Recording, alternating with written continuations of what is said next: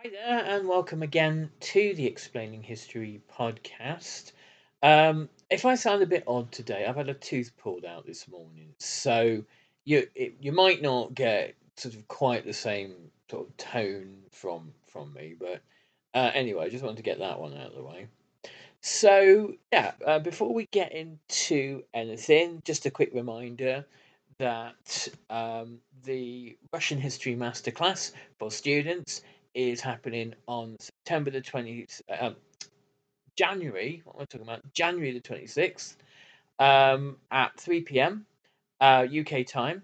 And you can get a ticket for it on the link below. It's going to be a great opportunity for students to step beyond simply memorization and knowledge building, though we're going to do plenty of that as well, and look at structuring arguments and explaining in nuanced and informed and historiographically sound ways how events form and shape and historical processes, and how we structure arguments to make clear points that are going to get you the marks to get you through your exams. So dive in. There's 100 tickets. They're selling now. Don't miss it out. Don't miss out. Okay.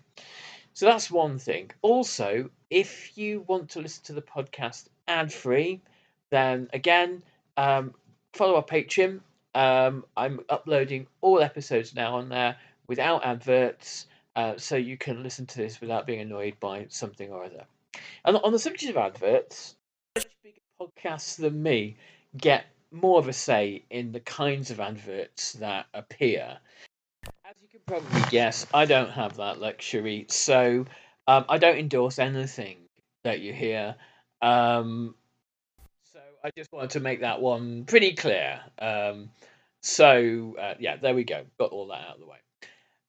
Yeah, so join us on Patreon, and I am actually putting a little bit of extra content there from time to time, a couple of little kind of video extras and things like that. Okay, so today I wanted to talk about memory again. I always talk about this, but particularly forgetting and official forgetting and China.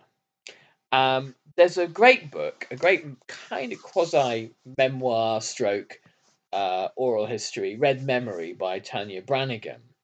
Um, and it's a partly about her return to China where she has family. Um, and in the third chapter of the book, she talks about Tiananmen Square and its resonance and importance.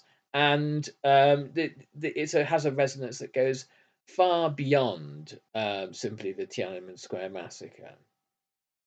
I just want to read a bit of this, and then we can dive into kind of examining the ways in which memory is used and suppressed and that kind of thing in the People's Republic of China. She writes, on a rare blue sky day, where the smog had receded past the western hills, so that the whole city was crisp with promise, I climbed the steps of the National Museum. High overhead, the red flags blazed in the sun. The museum stands in Tiananmen Square, directly opposite the Great Hall of the People, where grand political ceremonies are held. Across the way hangs a portrait of Mao, stretching 4.5 by 6 meters and is reputedly 1.5 tons in weight. When his successors leave their red-walled compound and drive along the avenue of eternal peace, they pass beneath his vigilant eye. His gaze over the soldiers and selfie-taking tourists, he gazes over the soldiers and selfie-taking tourists, just as he oversees the massed red guards towards the mausoleum, where his body now lies in a crystal sarcophagus. The picture morphed through a few incarnations before Mao approved its final template at the height of the Cultural Revolution. Now it is replaced with an identical version each year, just before October's National Day celebrations. At least one spare is kept at the ready in case it is damaged, as in 1989, where dissidents pelted it with eggs and paid with years in prison. Come what may, Mao continues to surveil his successors and his country. Most assume that the picture will hang there as long as the party hangs on to power, so symbolic that the leadership would never dare to remove it. Though a friend once claimed to me that it shrank by an inch every year or so at each replacement, I was charmed by his confidence that Mao might be diminished slowly and steadily until one day only a postage stamp would remain on the fortress wall. It seemed more than unlikely. Each time I passed, the mighty scale of the image startled me anew. For centuries, this part of the city has been the political heart of the nation. The square lies in front of the Forbidden City, home of the emperors, on Beijing's north-south central axis. Mao both took up and transformed this geography. In imperial terms, the square has been a restricted space. Now it became a public theatre, expressing as well as embodying power.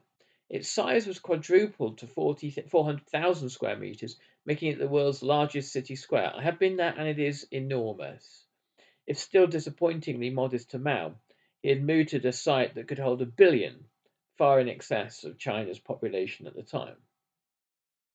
The Great Hall of the People, and what were then the twin museums of the Chinese Revolution and Chinese history, were completed in the same year, 1959, as part of a monumental building program making the party's 10th year in power, marking the party's 10th year in power. Sorry, it had established already that its rule depended not only on the promise of a better future, but also on a shared understanding that the pledge's contrast with former misery. So the grand museums were erected, and workers and peasants were encouraged to dwell on long gone injustices in rituals of recalling past bitterness with cherished present happiness. The people were still developing their political consciousness. Sometimes they included the terrible famine just passed in the list of miseries, but officials would quickly set them straight, reminding them that past bitterness meant the years before the party came to power. The vast columns of the museum thrust into the sky. When China rebuilt it in the late 2000s, the architects were instructed to ensure it was larger than any other in the world. At almost 200,000 square meters, it has outgrown the Hermitage, and it boasts almost 4 times the floor space of the Louvre when storage areas are included. It is an austere and imposing construction, asserting the builder's dominance and the visitor's insignificance. Much of modern Beijing is on this scale: 6 lanes of traffic circling huge featureless blocks that look still more brutal, as well as incongruous, when fake Chinese eaves perch on top. Nothing about the museum is human-sized. The ceilings are so high, the space is so expansive, that weekend crowds look like model railway passengers clustering at a real station. Tania Branigan writes now about the history of Tiananmen Square. And Tiananmen Square has kind of three dates, interestingly, each 40 years apart.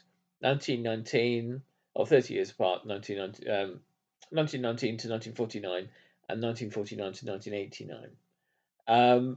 And we'll dive into that now. For Chinese people, Tiananmen Square is their history.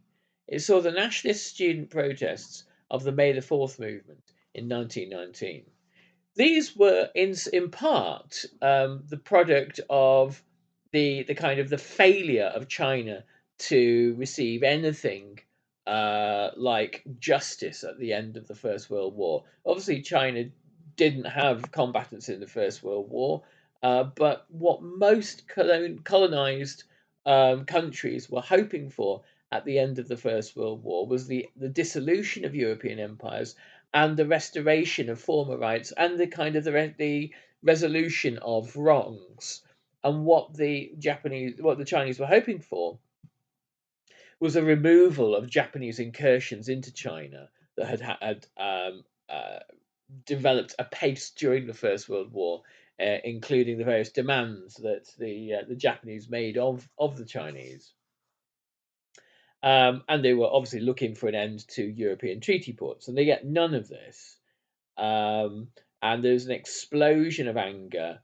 And in some ways, this explains why nationalism and communism become the twin political movements of post 1919 China, because the kind of the political class, the radicalized political student class, in China looked to Wilson in Versailles and said, "Well, so much for you, so much for your liberal internationalism." So, as I said, for Chinese people, Tiananmen Square is in their history. Um, it saw the nationalist student protests of the May the 4th movement in 1919, Mao's proclamation of the founding of the People's Republic 30 years later, and after that, the mass rallies by Red Guards during the Cultural Revolution. Foreigners mainly associate it with the bloody crackdown on protests which erupted in 1989, attacking corruption and demanding reform and even democracy. When Chinese troops launched their final assault to clear the square, hundreds of soldiers poured in from behind the museum building, turning its guns on against the civilians and finally demolishing the party's mandate, its claim to serve the people, already fatally undermined by the Cultural Revolution. Its rule now rests upon the promises of economic well being and its restoration of national pride. The more conflicted and uncertain the former, with China's years of double-digit growth rates well behind it, and the effects of rapacious capitalism glaring, the more essential the latter. Since 1989, the party has redoubled its commitment to patriotic education, portraying the communist triumph over foreign aggression. It's rewritten textbooks and opened a swathe of red history sites. Officials and schoolchildren are bused to places such as Shaoshan, Mao's birthplace, and the former revolutionary base at Yan'an, where red tourism bolsters the local economy and fosters a national tale. Business marching in step with the Communist Party. I had become a connoisseur of such attractions, moving and heroically dull and plain bizarre, with their mixture of genuine historical drama and sloganeering, Mao souvenirs, and features like the irrigation canal of happiness. Xi Jinping, born of the revolution, had embraced his party's heritage. His first Politburo Standing Committee, the top political body, was dominated by fellow princelings born to famed revolutionary leaders. Their ascendancy echoed the bloodline theory of the early Red Guards, that the children of the revolution's founders were uniquely placed to uphold their parents' legacy. If the father is a hero, the son is brave. Xi's first public act on assuming power was to escort the Standing Committee to the National Museum's landmark exhibition, The Road to Rejuvenation. Conceived a few years earlier, but now promoted from its more modest home in the Museum of Military Affairs. And so when Mao came to power, when Mao proclaimed in October 1949 the People's Republic of China, he said that basically the century of humiliation is over.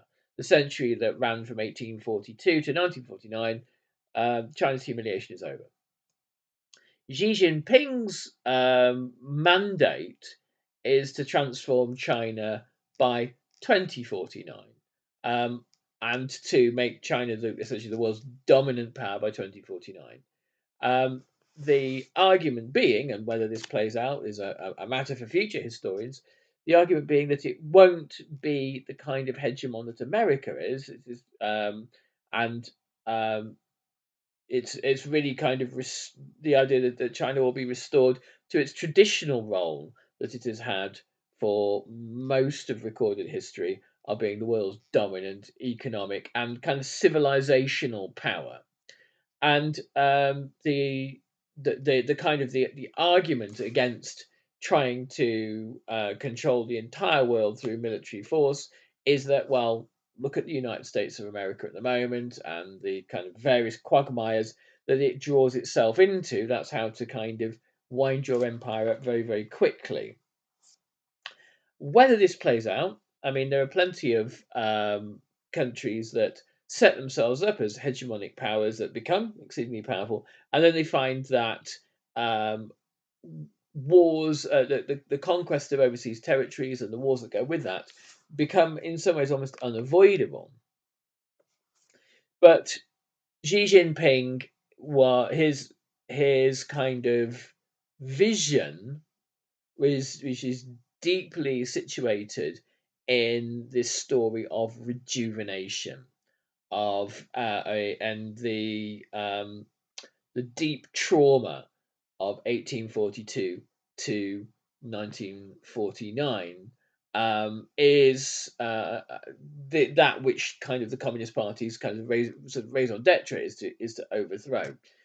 Lots of Maoist rhetoric that sort of differs from Marxist Leninist is based in the idea of anti-imperialism. Marxist Leninists in the Soviet Union would have told you, yes, they too are anti-imperialists, but not in the same way that Mao was, and without the similar kind of emphasis that the kind of Soviet version of anti-imperialism is, well, this is a kind of a stage of the highest form of capitalism, as Lenin wrote, and therefore, a bad thing.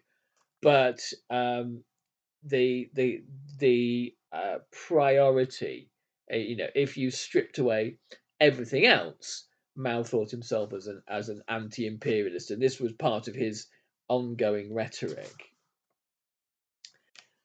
A photograph blazoned across state media showed the 7 men posed with such exquisite awkwardness that they could have been on show themselves, as he claimed a retrospective on the Chinese nation, a celebration of its present and a declaration on its future. At the heart of the narrative was China's 100 years of humiliation at the hands of foreign bullies and its liberation by the party. It was the story of a country's suffering through the Opium Wars and subsequent imperialist aggressions, of how China had been brought to its knees, and how through the sacrifices of heroic party members it had thrown off the shackles and it had been and returned to glory. It set the theme of Xi's leadership, the Chinese dream of wealth and power. The last film portrayed both glories and the comforts of modern China, from a space capsule for its taikonauts and to a glass case of mobile phones. These were the rewards of socialism with Chinese characteristics, that splendid euphemism invented by Mao's successor, otherwise known as capitalism within a Leninist cage. History has proven that without the Communist Party of China, the People's Republic of China would never have come into being, nor would socialism with Chinese characteristics, the exhibition concluded. Socialism is the only way to save China, and reform and opening up is the only way to develop China, develop socialism and develop Marxism. Only communism, it seemed, could bring these consumer comforts. The last 6 decades have been blurred into one broad advance. The sharp and deadly political clashes reshaped into a gentler, happier tale of historical inevitability under the party's benign leadership. It was not the historical inevitability of Marx with the triumph of the proletariat, rather the notion that the authoritarian power had brought greatness to the Chinese nation again. It was no coincidence that the museums of the Chinese Revolution and of Chinese history had been fused into a single national museum. I advanced these galleries, the invasion of China by imperialist powers, the struggle of the awakening of the Chinese people, a search for a new path for the Chinese Revolution. A little girl in a Sunday best frock fidgeted with an empty juice bottle as her mother lectured her on China's inability to fight off Japan. Why did it fail? She asks. Because of the Kuomintang. Now, as you will probably know,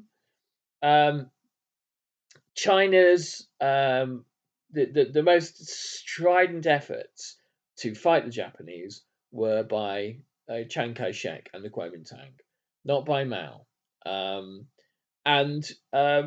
Actually, during the Second World War, Chiang has considerable successes, and the amount of fighting done is formidable. Anyway, that's a sort of slightly different episode. The exhibition, spanned 4 giant halls, but there was one small, very small section that I especially wanted to see. Setbacks and progress in the exploration of socialist construction. It daintily posed the question of how the Chinese people, under the Chinese Communist Party leadership, overcame hardships, without, of course, elucidating those hardships, still less exploring the causes. It did not educate, it confirmed discreetly and to a very limited degree. Only if you already know your history could you see what it deigned to acknowledge. A glass case held 3 documents dated 1961, including one captioned Liu Shaoqi's notes from a meeting held during his investigations in Changsha, Ningxian, and Hunan. This was part of his research into the Great Famine.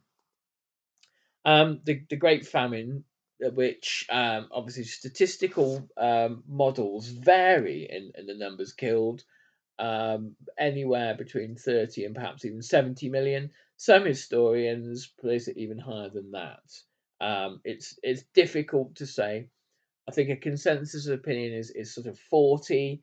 I think the evidence points to more, but again, um, it's so great it's kind of almost unknowable. But surely the singular greatest human catastrophe of the 20th century. Its investigations into the Great Famine, and it helped to end the disaster. But it paved the way for his own death in the Cultural Revolution, thanks to a vengeful Mao. There was little more on this second great catastrophe of the era, the Cultural Revolution. An exhibition which made space for 24 mobile phones could find only a dingy corner for the Cultural Revolution. And it dared not show the catastrophe itself, only its aftermath. High on the wall was a photo of Mao's heir, Hua Guofeng, and other leaders following the Gang of Four's fall, and another of joyful youths massing in the square to celebrate the purge. So, I mean, forgetting is not unique to China, and it's not unique to the Chinese Communist Party. Forgetting at certain points is kind of almost sort of essential for national mental survival. If you look at the kind of the degree of historical amnesia in West Germany during the 1960s and 70s, the kind of what did Dad do in the war narrative that many West German and no doubt East German as well, but all the kind of the documentary accounts often focus on the West German side of things. Um, the there's this sort of widespread experience of young people in the 1950s asking mum, dad's not come back from Russia. What did dad do in the war? And the answer was always, don't bring that up again. It was a very hard time, and we don't like to talk about that. And so you often get kind of public participation and buy-in when it becomes time to bury inconvenient truths. And normally there's a kind of a small vanguard of people that want to kind of actually unearth things. But there is not only, obviously, the party in China is heavily invested in forgetting the Cultural Revolution. Mao is seen as that there is a kind of a formulation that's sort of changed over time about Mao being, essentially 2/3 one third right, and it depends when you're asking what percentage the party will accept that Mao was right or wrong. And it depends who you are as well. There are beneficiaries of Maoism, and there are obviously it's many victims. So the means by which states shape and control and channel public remembrance and public forgetting is a really key part to their authority, because states have to have some degree of moral authority. They have to have a narrative that it says, you know, despite all the difficulties, despite all the obstacles, despite all the setbacks, we managed to create this society, or we managed to overthrow our oppressor. We managed to win that war, and authoritarian states do it. Democratic ones do as well. Wherever you are in the world, your government will do a kind of a version of this, and depending on how the kind of the flavour of the government, or how authoritarian it is, or how open it is, it will allow, within kind of official arenas of discourse, national museums, monuments, state broadcasters, it will allow certain things to be explored. At the moment, in democratic countries, there's a huge rollback. I mean, in Great Britain, in America, more quote unquote patriotic ways of seeing things are being kind of insisted upon. Patriotic narratives in national museums, places like the Smithsonian, for example, are being enforced.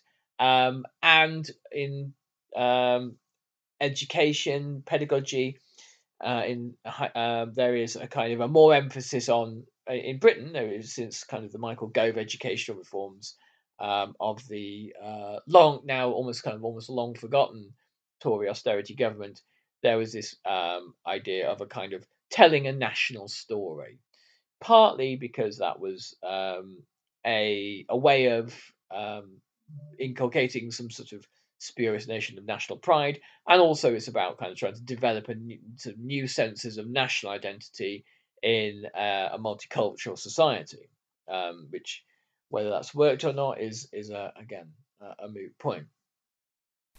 So, if you'd like to listen to this ad free, hop on down to our Patreon. I'll put the link below, and you can access it there. And again, if you're studying and you're doing the Russian Revolution, um, the link below as well is for the masterclasses there.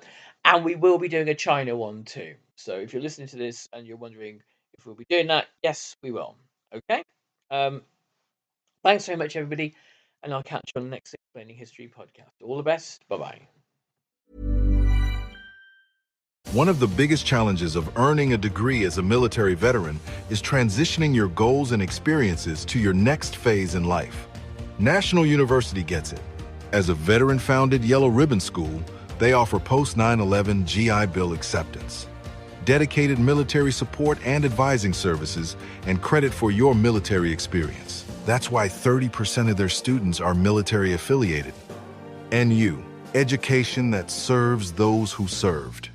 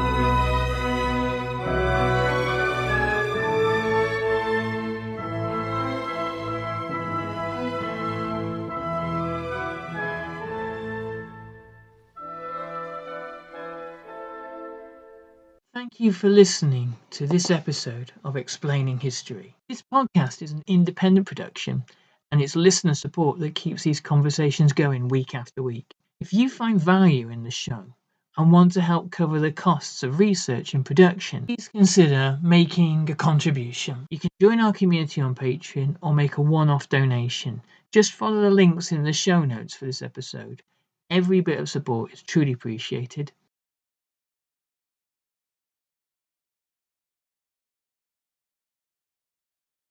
Thanks again for listening.